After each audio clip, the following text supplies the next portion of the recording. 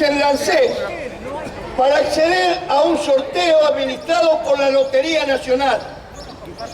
Los ganadores quedan habilitados para solicitar un turno en el banco hipotecario a fin de tramitar el préstamo.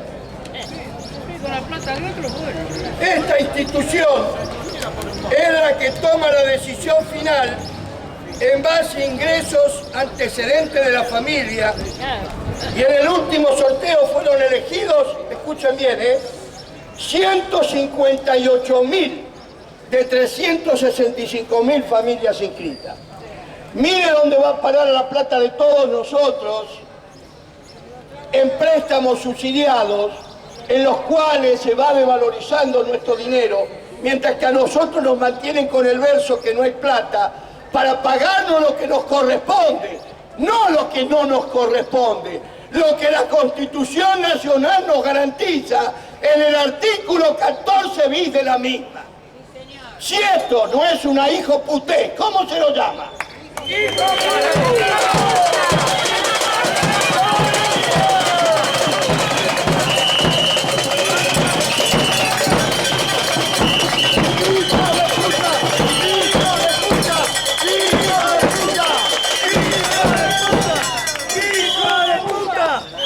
Según el censo del año 2010, en la Argentina hay más de 12 millones de hogares en los cuales 3, 4 millones, o sea el 28%, no posee vivienda propia.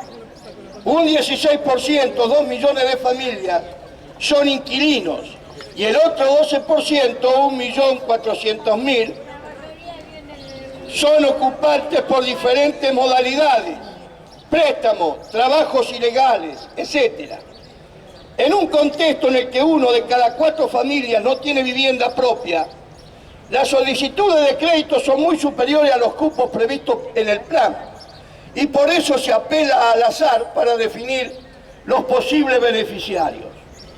Según la ANSES, el monto promedio de los préstamos otorgados hasta el momento es de solo 266.000 pesos, 266.000. La cuota promedio es de 2.524 pesos, una jubilación mínima. Así que si ustedes quieren anotarse, minga para el jubilado. Minga para el jubilado. La plata es de él, pero minga para el jubilado. Aparte hay otro problema. El jubilado, si tiene más de determinada edad, dice, préstamo para el jubilado. ¿Cuántos años tiene? 70. Ah, no, usted ya es viejo, no puede sacarlo. Todavía te cargan, te toman de pelotudo, no respetan ni siquiera en las canas. Ellos no tienen padre, hijos de puta. Si la tasa de inflación, por favor, si la tasa de inflación en la Argentina bajara a un promedio del 15% anual, las familias devolverán solo el 77% del valor real del préstamo. Es decir, prestamos 100 y nos devuelven 77. Ah, qué bueno, en vez de ser al revés. Con una... La verdad, está como para ponerlo a dirigir el Banco Central, a este hijo de mil puta. Que se ponga a manejar la economía del bolsillo de él, a ver si lo hace. Con una tasa de inflación del 25% promedio anual, el recupero se reduce al 50%, es decir, prestamos 100 y nos devuelven 50. En una tasa de inflación del 35%, que es lo que está orillando hoy, promedio anual, las familias terminarán devolviendo apenas el 37% del valor real del préstamo. Prestan nuestra plata, prestan 100 y recuperan 37. Y esto no es solo para nosotros, también es para los jóvenes que aportan y se van a jubilar y les van a vaciar las cajas, señores. Esto tienen que tomar conciencia los trabajadores también, que no es un problema de los viejos solo, es un problema de todo el pueblo argentino, que lo estafan a los viejos hoy y los van a estafar a ustedes jóvenes mañana. Y nosotros estamos defendiendo también el futuro de ustedes.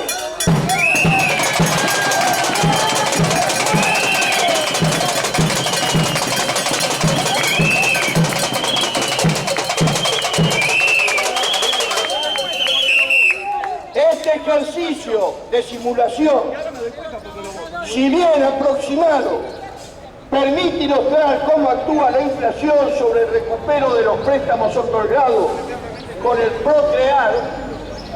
Si la inflación se mantiene en el futuro a los niveles actuales, por cada 2 pesos que el ANSES destina a financiamiento del Procrear, el sistema previsional solo recuperará un solo peso. En otras palabras, para lograr que la cuota del crédito sea accesible, se le impone al ANSES una operación financiera muy ruinosa. Prueba de ello es que aún bajo escenario de reducción de inflación, con el paso del tiempo el valor de la cuota también se desvaloriza, erosionando la sustentabilidad del sistema previsional. El beneficio que disfrutan las familias elegidas en el sorteo es equivalente al perjuicio que sufren los actuales y futuros jubilados por la desvalorización de los ahorros previsionales. Se trata de una experiencia ya vivida en el pasado con consecuencias muy negativas. El sistema previsional nació a comienzos del siglo pasado, bajo la lógica de la capitalización colectiva, es decir, los aportes de los afiliados eran acumulados para permitir en el futuro financiar sus jubilaciones.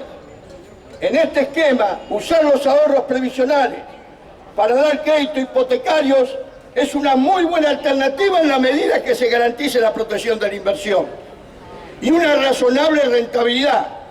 Como estas condiciones no se dieron, la inflación erosionó los ahorros, el sistema previsional cayó en bancarrota, llevando a la crisis terminal que justificó la creación del régimen de capitalización individual en la década del 90.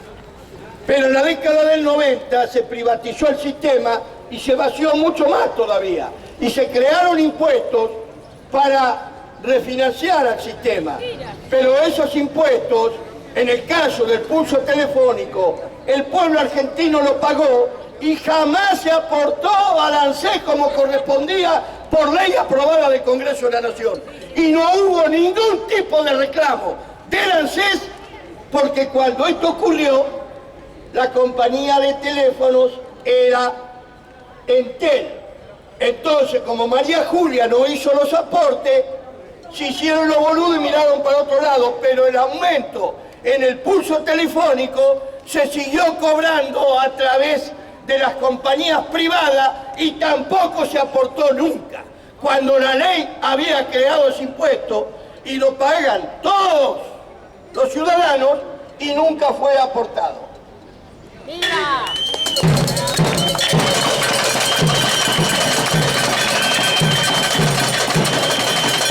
Resulta curioso que luego de estatizar los ahorros en el año 2008, rápidamente se vuelven a instrumentar las mismas prácticas que llevaron a la bancarrota al sistema. La principal diferencia es que en la actualidad la base financiera del sistema son mucho más endebles, luego de haber regalado más de 2.600.000 jubilaciones, sin aportes. Por lo tanto, la crisis previsional es mucho más próxima, señores. El Procrear no resolverá el problema de la vivienda y acelerará la aparición de una nueva crisis jubilatoria. La política pública apropiada es generar condiciones de estabilidad para que opere un mercado de crédito hipotecarios a largo plazo. Así la mayoría de la gente podrá, con su esfuerzo, pagar cuotas razonables y a la familia de más bajos ingresos, el Estado asistirlas. Por supuesto, no se lo van a dar a las madres de Plaza de Mayo, esa asistencia, porque se chorean la guita y la vivienda no la hace.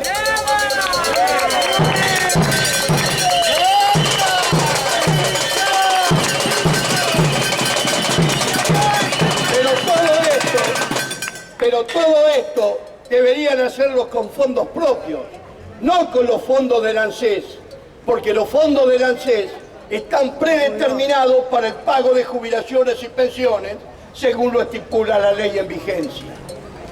Por otro lado, de esta forma, cumpliendo con la ley, se eliminaría la necesidad de tener que apelar a sorteos en la práctica e implicar rifar el futuro de todos los jubilados y de los que se van a jubilar.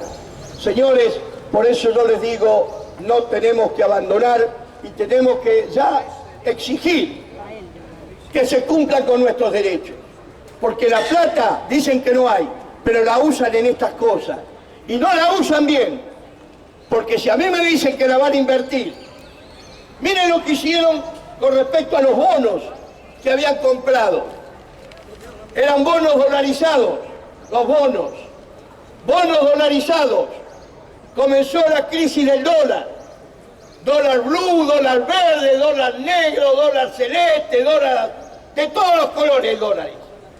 ¿Quién pagó las consecuencias de esa timba? El jubilado.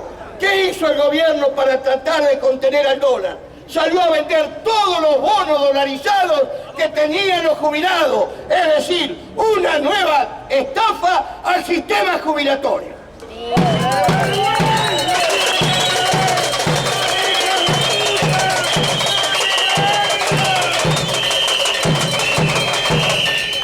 Por eso, señores, cuando a mí me hablan de derecho, cada vez se viene y dice, no vienen las inversiones porque no hay seguridad jurídica.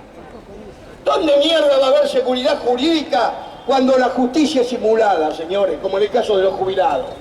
¿Qué seguridad jurídica tiene el jubilado, el más débil de la sociedad? No la tiene. ¿Qué seguridad jurídica pueden tener otros que van a invertir? Si el más chico, la hormiga de la sociedad, el más pequeño, no tiene una justicia que le proteja sus derechos constitucionales y pretendemos hablar de seguridad jurídica. ¿Qué seguridad jurídica existe? ¿A dónde está la seguridad jurídica? La seguridad jurídica garantiza los derechos de los ciudadanos. ¿Y dónde está la garantía de los derechos de los ciudadanos jubilados? Yo se lo pregunto a todos los abogados que caminan por acá. A ver si alguno se atreve a responderme. ¿Dónde está la seguridad jurídica de los derechos constitucionales de los pobres viejos jubilados?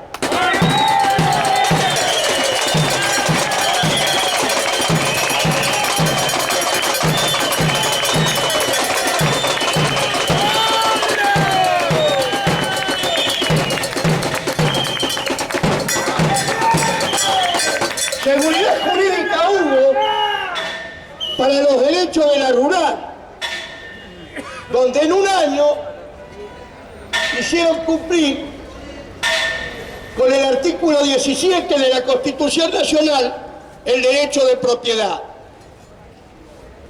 Seguridad jurídica tiene,